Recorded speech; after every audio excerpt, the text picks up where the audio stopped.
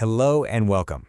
Today we're diving into a question that people have wrestled with for, well, forever.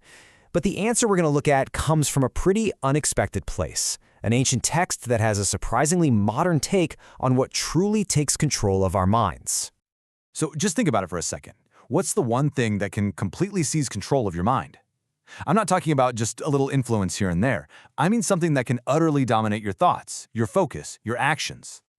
To get our answer, we're going to travel back in time, about 2,500 years, to a teaching from some of the earliest Buddhist texts. And what's so fascinating is that this wasn't some deep, philosophical puzzle he posed. His followers actually asked him this exact question, and, he gave them a remarkably direct answer. And here it is. It's surprisingly straightforward. For a man, there is nothing that can dominate the mind like the sight, sound, smell, taste, and touch of a woman. And in perfect, beautiful symmetry, the exact same thing is true for a woman regarding a man. The real message here is about the incredible, overwhelming power of our five senses when it comes to attraction. Okay, but a statement like that can still feel a little abstract, right? So to make sure the lesson really landed, ancient storytellers used these powerful, unforgettable tales to show this principle in action. So let's see how this actually works, starting with the sense we rely on the most, our sight. Take the story of a monk named Chitta. He saw an image of this incredibly beautiful queen and became so completely captivated that his mind was just gone, seized. Even long after she had passed away, he couldn't accept it. He'd just wander around calling out her name. His fellow monks started calling him Mad Chitta because his attachment to what he had seen had totally shattered his sense of reality. That's a pretty intense example of how sight can take over. But this teaching goes deeper. It shows that our other senses can be just as powerful, and sometimes in ways you would never expect. So let's switch gears and talk about the power of sound. So in our next story, we have this great elephant king. He's the strong, smart leader of his herd.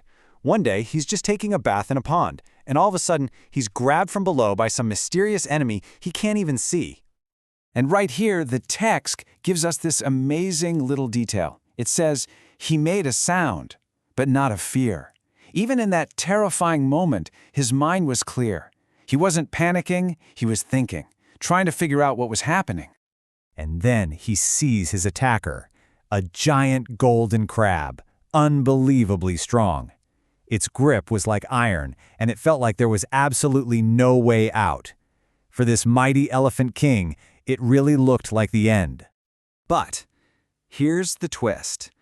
This massive, seemingly unbeatable creature wasn't defeated by strength at all.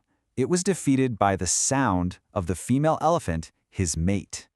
So how in the world did sound win this fight? Well, it was pure genius. The female elephant called out to the giant crab, but with this pleading, almost enchanting voice. And hearing her, this mighty crab, this monster, was completely mesmerized for a second. Its mind was captivated by the sound, and it loosened its grip just for an instant. And that's all the Elephant King needed. He broke free and bam, crushed his enemy. Her voice had totally dominated the crab's mind, and that led to its downfall. These are amazing, dramatic stories, right? But what do they have to do with us, here, living in the 21st century? I mean, really, how does this ancient lesson about sensory captivation connect to our modern lives? Our world is filled with distractions these storytellers couldn't have even dreamed of. Well, the thing is, this teaching isn't really just about monks and mythical crabs, or even just attraction between people. The core principle is about how our attention can be completely captured and dominated by anything that appeals to our senses. It's about a fundamental part of how we're wired. And we see this everywhere, every single day. Our minds are constantly being dominated by the sleek, shiny sight of that new phone we suddenly feel we can't live without. By the little ping, that Pavlovian sound of a notification pulling our focus away from everything else. By the craving for a specific taste. Or, and this is a big one, by the endless hypnotic scroll of a social media feed, a visual trap designed to hold our attention captive. The mechanism is exactly the same as it was for Mad Chitta and the golden crab. So if our minds are this easily captured, what are we supposed to do about it? Well, this brings us to the final and honestly the most important part of this teaching, how we can use this knowledge to find a bit more happiness and freedom in our lives. So what's the way out of this trap? The ancient texts say the very first, most crucial step is actually pretty simple. It's awareness.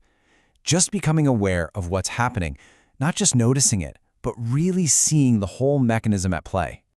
And here is where everything changes. By understanding what triggers you, what captivates your senses, whether it's a person, a new gadget, or that little notification sound, you start to see the strings before they're pulled.